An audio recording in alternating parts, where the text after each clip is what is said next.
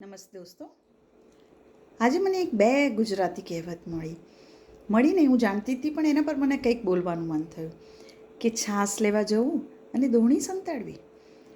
તો આ છાશ અને દોણીને કેમ ઉપયોગ કરવામાં આવ્યો?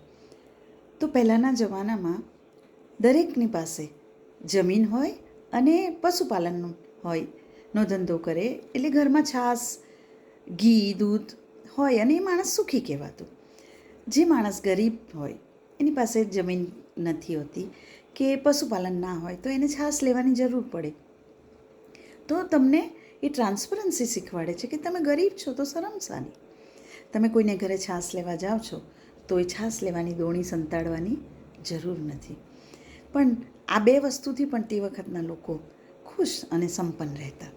બીજી એક કહેવત હતી અને છે આજે પણ કે સૌથી પહેલું તો જાતે નર્યા, બીજું સુખ તે ગુણિયલનાર, ત્રીજું સુખ તે કોઠીએ જાર અને ચોથું સુખ તો બાળકો પાળ.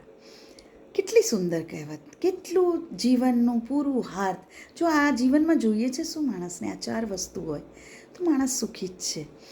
તો એ વખતે પણ લોકો પાસે આટલું જ ચાર વસ્તુ હતી. કોઈને એવું નહોતું કે હું નગર શેઠ બનું, ગામમાં એક જ નગર શેઠ હોય.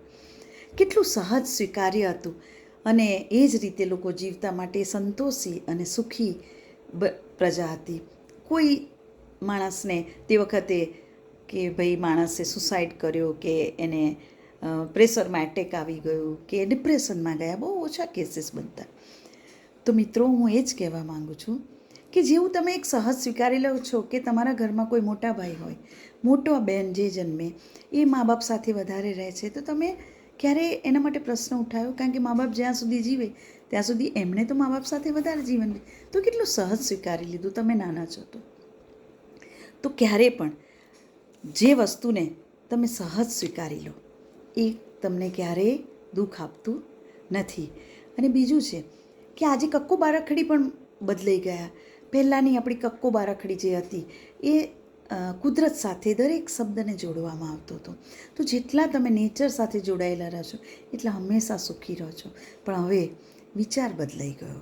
વિચાર બદલાયું એટલે બુદ્ધિ બદલાઈ, બુદ્ધિ બદલાયું એટલે મન બદલાયું, અને મન બગડ્યું એટલે જીવન બગડ્યું, અને જીવન બગડે એટલે માનવતા જાય, અને માનવતા જાય એટલે વિશ્વ બગડે. તો સંતોષ અને ટ્રાન્સપરન્સી તમારા જીવનમાં તમને હંમેશા આગળ લાવે છે અને સુખી કરે છે. નમસ્તે.